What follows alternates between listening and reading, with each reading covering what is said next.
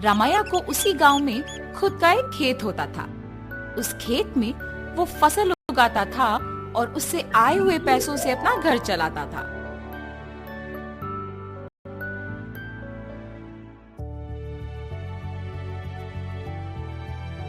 हमेशा की तरह इस साल भी फसल तो मैंने उगा दिया। अब गर्मी की मौसम शुरू होने वाली है, जल्द ही तरबूज के बीज डालने पड़ेंगे। ऐसे सोचकर तरबूज के बीज लेके अपने खेत की ओर जाता है। अरे रे, मैं तो भूल ही गया कि इस साल गांव में पानी नहीं है।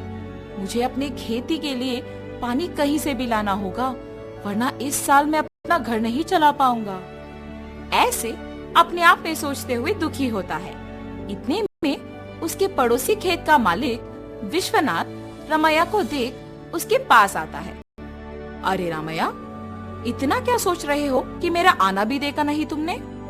विश्वनाथ, तुम्हें तो पता है कि मैं हर साल चावल की फसल के बाद तरबूज उगाता हूँ, मगर इस साल गांव में पानी ना होने के कारण मैं तरबूज नहीं उगा सकता हूँ। मैं अपना घर कैसे चलाऊंगा? क्या तुम पानी के बारे में इतना सोच रहे हो? उसमें क्या है, इस सारे गांव में सिर्फ मेरे ही खेत में तो मोटर है। मेरे मोटर का उपयोग करके तुम हमेशा की तरह अपने खेत में तरबूज उगाओ। मैं तुम्हारा एहसान कभी नहीं भूल सकता हूँ। ऐसे कहकर उसके खेत में मौजूद मोटर के सहायता से पानी का उपयोग करके तरबूज उगाता है। कुछ ही महीनों में उसके खेत में तरबूज अच्छे उगते देख बहुत खुश होता है। हर साल से ज्यादा तो इस साल तरबूज उगे हैं, इनको बेचूंगा तो बहुत सारे पैसे मिलेंगे। ऐसे सोचकर सारे तरबूजों को बेचने दुकान जाता है। वहाँ दुकानदार तरबूजों को लेके पैसे देता है। ये सब उसी दुकान के पास मौजूद विश्वनाथ देखता है। रामैया को तरबूज की फसल उगा के बहुत सारे पैसे मिले हैं। मेरे पानी देने की वजह से ही ये उसके लिए मुमकिन हुआ है, इसीलिए आए हुए पैसों में आधा हिस्सा मुझे मिलना चाहिए। इसके बारे में मुझे रामैया से पूछना होगा। रामैया, मेरे पानी देने की वजह से ही तो तुम इतने तरबूजों को उगा सकते हो। हाँ, आपने सच ही कहा है। उस दिन आपने अगर पानी नहीं दिया होता तो आज मेरे हाथों में पैसे नहीं होते। अगर मैं तुम्हें पानी नहीं देता तो तुम्हारे पास आज पैसे नहीं होते ना। मतलब तुम्हारे हाथ में जो पैसे हैं उसमें आधा हिस्सा मुझे मिलना चाहिए ना। ठीक है जी, आपको सिर्फ इन पैसों में आधा हिस्सा चाहिए ना। लीजिए, आप ही की वजह से तो ये मेरे पास आए हैं। ऐसे खुशी से पैसे देता है। मैंने सोचा कि तुम पैसे नहीं दोगे, लेकिन तुमने मेरा एहसान बाकी चुका दिया।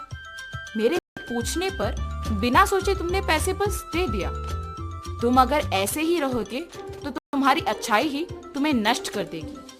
ऐसे कहकर पैसे लेके वहाँ से चले जाता है। अब मेरे पास कुछ ही पैसे बचे हैं, इनके साथ मुझे कोई व्यापार शुरू करना होगा, मगर कौन सा? ऐसे सोचते रहता है। इतने में ही बगल में उसे एक आदमी कटे हुए तरबूज एक बंडी पे बेचते हुए नजर आता है। प्यास लग रहा है, एक तरबूज का टुकड़ा खाऊंगा। उस तरबूज वाले के पास जाता है और पूछता है, बाबू, एक तरबूज का टुकड़ा मिलेगा? जी हाँ। एक तरबूज का टुकड़ा कितने का है? सिर्फ 5 रुपए है जी। एक तरबूज का टुकड़ा 5 रुपए का है? एक पूरा तरबूज तो बहुत कम पैसों में मिल जाएगा। मैं मेरे पास के सारे पैसों से तरबूज खरीदूंगा और उन्हें ऐसे टुकड़े बना के बेचूंगा। ऐसे मुझे बहुत पैसे मिलेंगे। तुरंत उसको पैसे देके उसके पास के सारे तरबूज लेके जाता है। उन तरबूजों को एक बंडी के ऊपर रख के उन्हें अच्छे टुकड़ों में काट के बेचने लगता है। ऐसे उसका व्यापार बहुत अच्छा चलता है। हर रोज की तरह एक दिन वो जब तरबूज बेच रहा था, आप सबको पता है कि इस गांव में कुछ दिनों से चोरी हो रही है। जो भी इन चोरों को पकड़ के जमींदार जी के हवाले करेगा, उनको जमींदार जी अभिनंदन करके तोहफा देंगे। उस विज्ञापन को रामैया सुनता है। उस दिन दोपहर को 4 आदमी उसके पास आते हैं। बाबू, हमें 4 तरबूज के टुकड़े दो ना। बाबू, आपको इस गांव में मैं कभी नहीं देखा। गांव में नए आए हो क्या? हाँ जी। किसके घर में रह रहे हो बाबू? पास में जान पहचान के लोग हैं तो उन्हीं के घर में है। इतने में रमैया को सुबह का विज्ञापन याद आता है।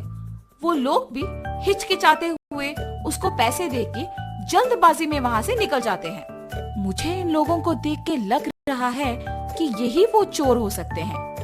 इनका पीछा करूंगा तो सच पता चल जाएगा, मेरा शक भी चला जाएगा। ये फैसला करके उनका पीछा करता है।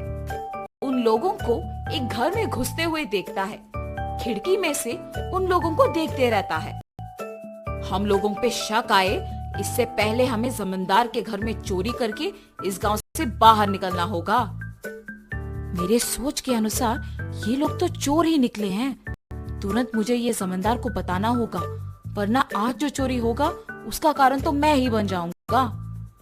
तुरंत वो वहाँ से जमींदार के पास जाता है। जमींदार साहब, जमींदार साहब। अरे क्या हुआ रामैया, यहाँ आए हो? इस गांव में हो रही चोरियों के पीछे जो लोग हैं वो मुझे पता है, यही बताने आपके पास आया हूँ मैं।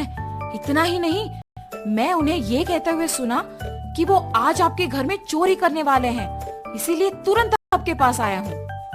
ऐसे सब कुछ जमींदार को बताता है। क्या तुम्हें पता है कि वो लोग कहाँ हैं? जी साहब, पता है। सेवकों, तुम लोग अब रामैया के साथ जाके उन चोरों को पकड़ के मेरे पास लाओ। जी प्रभु।